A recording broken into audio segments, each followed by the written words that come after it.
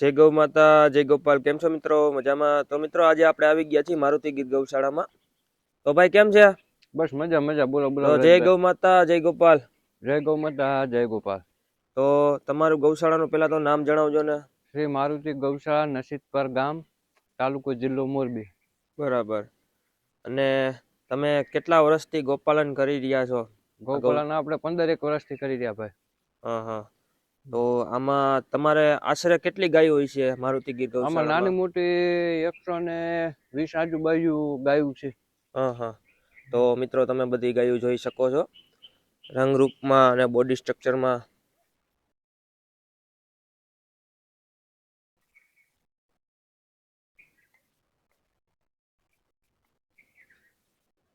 અને ભાઈ તમારે મારુતિ ગીર ગૌશાળાની અંદર પેલા તો કેટલીક ગાય હતી? પેલા આપણે 5 ગાય થી ચાલુ કર્યું હતું ભાઈ. હા હા, બરાબર. તો તેમાં તમે બેસ્ટ સંવર્ધન કરતા રહ્યા, નંદી સારો યુઝ બેસ્ટ કરી? એટલે નંદીમાં ડેવલપ કરતા જ રહ્યા. હા હા દેશી ગાયોમાંથી જ બધી ગીર ગાયો આપણે બનાવી છે. હા, બરાબર અને નંદી ઉપર ફોકસ આપણે જાજુ કર્યું હતું. બરાબર. એમાં આપણી ગાયો બધી 1 નંબરની બની ગઈ. બરાબર. અત્યારે જે હાલની જનરેશન હે ગાયોની અને જૂના નોરની જનરેશન હે, એમાં ઘણી ફેર દેખાય છે એમ? ફેર તો દેખાય જ ને ભાઈ. આપણી ગૌશાળામાં જેટલી મિલ્કિંગમાં ગાયું છે અત્યારે 18 થી 20 ગાયું, એમાં એક પણ ગાયનું આંચળ ફેલ નથી. કેમ કે જૂના નોરની ગાયું છે અને એ ગાયુંમાંથી આપણે ડેવલપ કરી છે આ ગાયું. બરાબર. એટલે આમાં આંચળ ગાળાનું કે આ કે તે કે કોઈ બોડી સ્ટ્રક્ચર જોઈ લો તમે, આવું બોડી સ્ટ્રક્ચર ક્યાંય જોવા નહીં મળે. બરાબર બરાબર. તો મોટા ભાગે તમને સાગરભાઈ ગાયોમાં લાલ રંગ શા માટે ગમે છે? લાલ રંગમાં એમ છે કે ગીર ગાયમાં સ્પેસિફિક લાલ જ કલર આવે છે. હા. કેમ કે બધાને ગમતો લાલ કલર જ હોય. બરાબર. તો મિત્રો તમે આ બધી ગાય જોઈ શકો છો. આ બધી ગાયો તમને કેવી લાગી તે જરૂર કોમેન્ટમાં જણાવજો. અને સાગરભાઈ તમે આટલી બધી ગાયો રાખો છો તો નંદી પણ હશે ને? નંદી મહારાજ છે આપણી પાસે. 2 નાના 1.5 વર્ષના વાછડા છે અને એક મોટા નંદી મહારાજ છે.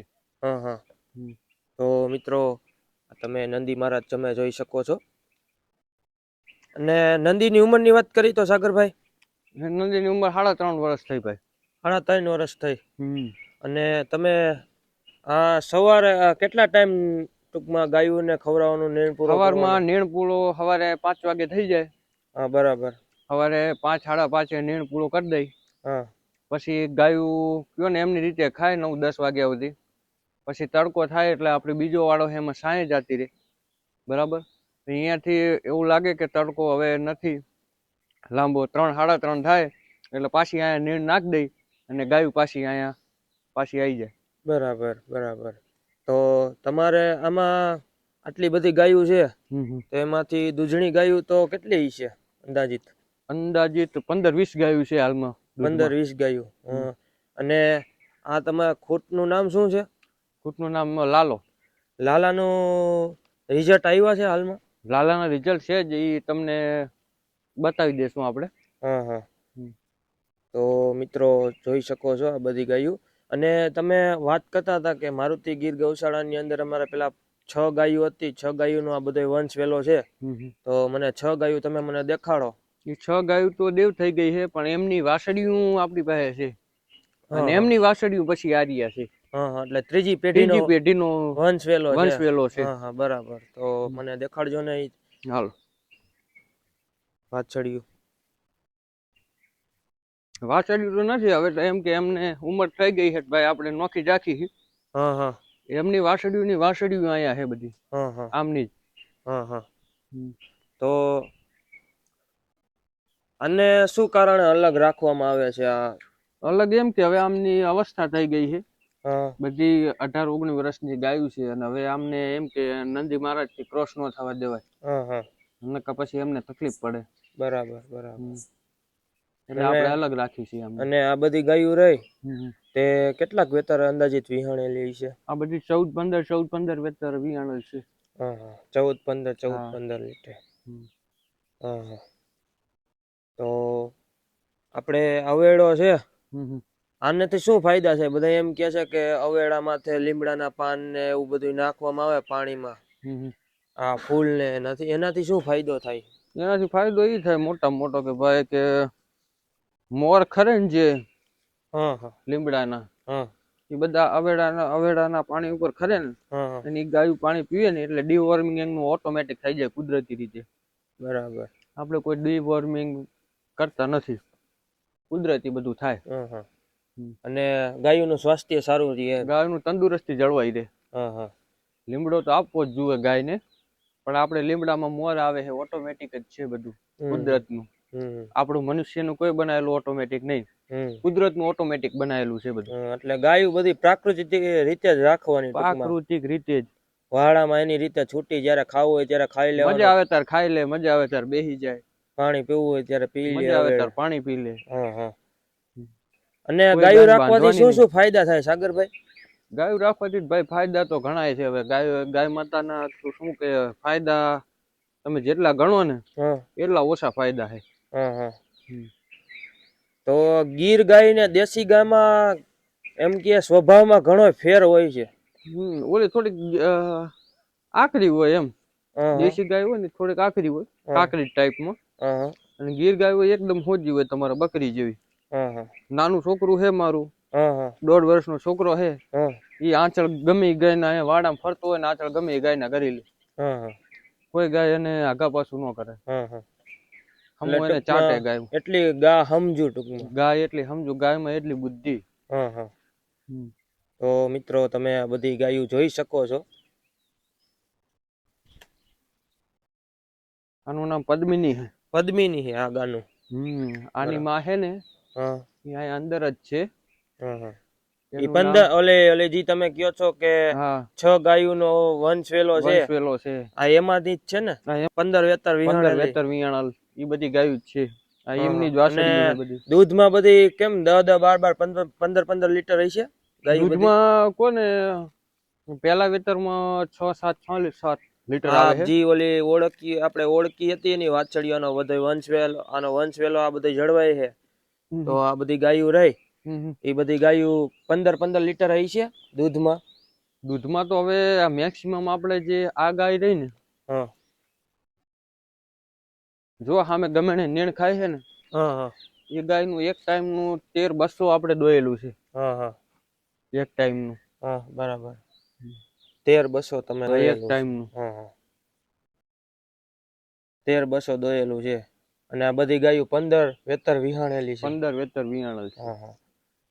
તો મિત્રો આ બધી ગાયોથી થ્રુ મારુતિ ગીર ગૌશાળાનો વંશવેલો જળવાઈ રહ્યો છે, તમે બધી જોઈ શકો છો.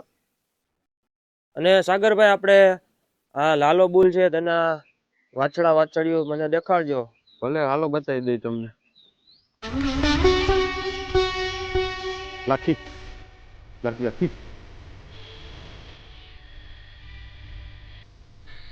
હાલો, આપણે બે નંદી મહારાજ લાયા છે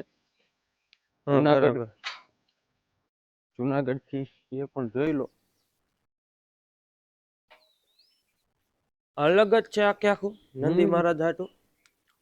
નંદી વાછડાઓ માટે તો અલગ જ રાખવું પડે ભાઈ, તો જ એમનું body structure, character, breed character બધું જળવાઈ રહે. બરાબર. ભેગું રાખી તો ન જળવાય. આ 2 વર્ષના છે? 1.5 વર્ષના ભાઈ. 1.5 વર્ષના છે? હા. પણ લાગે 2 વર્ષ જેવા. પણ 2 વર્ષ જેવા જ લાગે ને ભાઈ. એમની સાચવણી બહુ સારી છે અત્યારે અમારે. બોડી સ્ટ્રક્ચર મોકલી હાલમાં આ બંનેને છે ને, સવારે 10 લીટર ને સાંજે 10 લીટર અત્યારે ગાયું દોઈ ને તો બીજી ગાયનું દૂધ અમને પાઈ દઈ.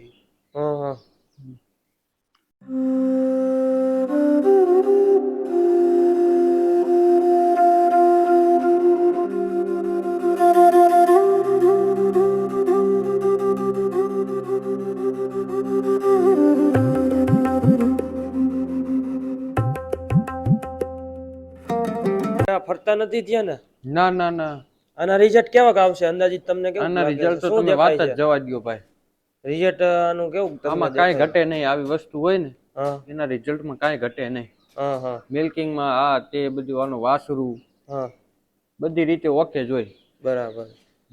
અને એમ બધા કહે છે કે નંદી સંવર્ધન કરવું હોય તો બેસ્ટ સંવર્ધન કરવું, જેથી તમારો વંશ વેલો સુધરે. નંદીનું સંવર્ધન તમે કરશો હા તો તમે ગાયોમાં આગળ વધશો, હા બાકી તમારો ચાન્સ ઓછો રહેશે. હા હા નંદીમાં જેટલું તમે ધ્યાન દેશો ને, ગાયોમાં તમે ઓછું ધ્યાન દેશો ને તો હાલશે, પણ નંદીમાં તો 100% ધ્યાન રહેવું જોઈએ તમારું. હા હા તો જ તમારી ગૌશાળાની તમારે બંનેની પ્રગતિ થાય. હા બરાબર છે. અને આપણે બધી ગાયો હોય છે, બધી ગાયો એમાં નંદી આ બધા મોટા મોટી ગૌશાળા વાળા નંદી બેસ્ટ ઉપયોગ કરે છે, બરોબર. તો બેસ્ટ સંવર્ધનની આપણે રિઝલ્ટ મળે, અને દૂધમાં એમ કે છે કે દૂધમાં પણ વધારો થાય સારો નંદી આપણે તો ઉપયોગ બંને કર્યો હોય તો. જોવાનું છે ભાઈ, સેવાય કરવાની છે હા અને દૂધથી કે આટલી બધી ગાયોનું પોષણ કરવાનું છે. હા હા એટલે ગાયોમાં દૂધે હોવું જોઈએ ભાઈ, બરાબર. તો જ આપણને પોહાય. એટલે આપણે ખાસ કરીને રૂપ અને મિલ્ક બંને ઉપર ધ્યાન દઈએ. હા દૂધ ઉપર બરાબર. ધ્યાન દઈએ અને રૂપ ઉપર ધ્યાન દઈએ. આ ઓના જેવું નકર ખાલી રૂપ માથે ધ્યાન ખાલી દઈ દેવા રૂપમાં જ ધ્યાન દઈને તો તો ભેગું ના દૂધમાં ન થાય. હોય. તો હા, તો દૂધમાં ન હોય. હા હા રૂપવાળી ગાયું તમે જોવા જાવ તો જોઈ લેવાનું, તમે રૂપવાળી ગાયું બહુ સારી ગાયું હશે, પણ એમનું મેક્સિમમ એક ટાઈમનું 3 થી 4 લીટર દૂધ. હા હા ચોથા પાંચમા વેતરમાં આપણે પહેલા વિતરમાં 7-7 લીટર દૂધ આપે ગાયું ના એક ના એ ટાઈમ. સારું કહેવાય. બાકી તો લીલી કડપ ભરેલી છે મકાઈની. હા હા કેટલા ટાઈમ લીલું નાખો તમે? લીલું 2 ટાઈમ ભાઈ, અત્યારે તો આવે છે ઉનાળો છે, હા હા 2 ટાઈમ લીલું જ નાખવાનું ગાયનું. એટલે ઉનાળામાં તમે ભાઈ સાગરભાઈ તમે રબારી છો એટલે તમને જાજો ખ્યાલ હશે માલધારીઓ અને રબારીઓને, કે ઉનાળામાં ગાયોને શા કારણે દૂધ ઘટી જાય છે? દૂધ ઘટવાનું કારણ કે એક કે થોડુંક અમુક વખત એવું થાય ભાઈ કે ટેમ્પરેચર અપડાઉન થતું હોય હા તડકાનું, હા બરાબર. હા હા પછી દૂધ આપણે તો ઘટતું નથી, હા આપણે તો પૂરેપૂરું ફોકસ રાખીએ છીએ દૂધ ઉપર અને બરાબર. ગાયો ઉપર, કે એમને પાણી ટાઈમો ટાઈમ, નીણ ટાઈમો ટાઈમ, બધી વસ્તુ આપણે ટાઈમો ટાઈમ આપી એટલે દૂધ તમારે ઘટે જ નહીં. ઉનાળો હોય, શિયાળો હોય, ચોમાસું હોય, રેગ્યુલર જે પ્રમાણે તમારે હાલતું હોય ને એ પ્રમાણે હાલે જ રાખે. હા હા તો મિત્રો આપણે આ લાલા બુલના વાછડા વાછડીઓ તમે જોવા જાય છે, તો મિત્રો વિડીયોના અંત સુધી તમે જોડાયેલા રહેજો.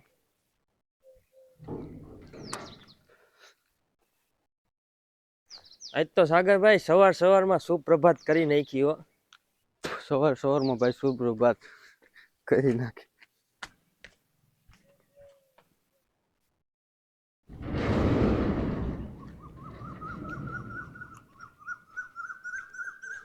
આપણે 3 અને વર્ષ થાય ને. સાગરભાઈ આપણે આ સામે છે ગાય, ગાયનું સ્ટેચ્યુ બનાવવામાં આવ્યું છે, મૂર્તિ. હા, તો એ મંદિર કરવામાં આવ્યું છે કે કઈ રીતે અહીંયા આપણે શું છે? એ ગાય માતા આપણા ગૌશાળાના પહેલા ગૌ માતા હતા, હા હા અને એ ગૌ માતાની આપણે સમાધિ બનાવી છે. હા બરાબર. એ ગાય અંદાજિત કેટલા વેતર વિહાણી છે, કઈ ખ્યાલ છે? એમાં ખ્યાલ નથી હો ભાઈ. હા હા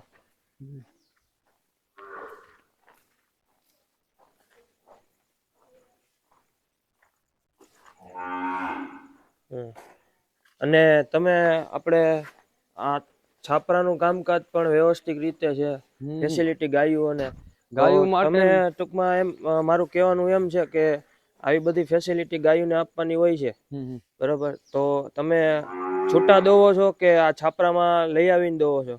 આપણે ગાયોને દોવા ટાઈમે અહીંયા લઈ આવી, હા બાકી આપણે ગાયો 24 કલાક વાડામાં જ હોય. હા અને કલાક અહીંયા લાવી આપણે. હા અને આના વાછડા વાછડીઓને અલગ વાળો કરવામાં આવે? હા, વાછડીઓને અલગ વાડો છે, હા એ અહીંયા છે વાડો. હા બાકી 2 વાડા ઓલી બાજુ છે. હા અને વાડા બધા આપણે કાચા જ રાખીએ, પાકા નથી કરતા. હા હા અને આપણે ભાઈ આ વાડાની અંદર અંદાજિત કેટલી ગાયો સમાઈ જતી છે છાપરાની અંદર? અથવા આ શેડમાં ગણી લ્યો ને તમે, 12 ગાયો આવે. 12 ગાયો? આ એક શેડમાં. એક શેડમાં? હા હા ઓલા બરાબર. વચ્ચે છે એમાં 24 આવે. હા હા વાહે ઓલી બાજ છે એમાં 18 ગાયો આવે. હા હા આમાંથી લાલા બુલનું રિઝલ્ટ કેટલાક છે? આમાં બધા લાલા બુલના રિઝલ્ટ છે. હા લાલાનો આપણે આ ત્રીજો વાળો છે, છેલ્લો વાળો. બરાબર બરાબર. હવે એના વડકા જે 2-2.5 વર્ષના છે એ હિટમાં આવવા માંડ્યા છે, એટલે હવે લાલા બુલને આપણે ચેન્જ કરી નાખશું. હા બરાબર. 3 વર્ષ થાય એટલે આપણે બુલ ચેન્જ કરી જ નાખી ફરજિયાત, હા કેમ કે 2-2.5 વર્ષની વાછડિયું છે ને આપણે હિટમાં આવી જ જાય છે. બરાબર. મિત્રો આ બધું ઓળખ્યું જોઈ શકો છો, તે લાલા બુલની જ છે વાછડિયું અને વાછડા. તો આ રિઝલ્ટ તમને કેવું લાગ્યું તે જરૂર કોમેન્ટમાં જણાવજો. બીજા વાછડું અહીંયા ફરે છે, હાલો જોઈ લઈ. એમને રમવા કાઢ્યા છે.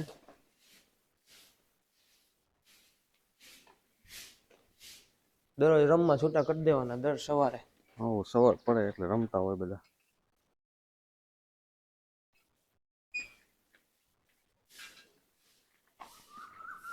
બરાબર.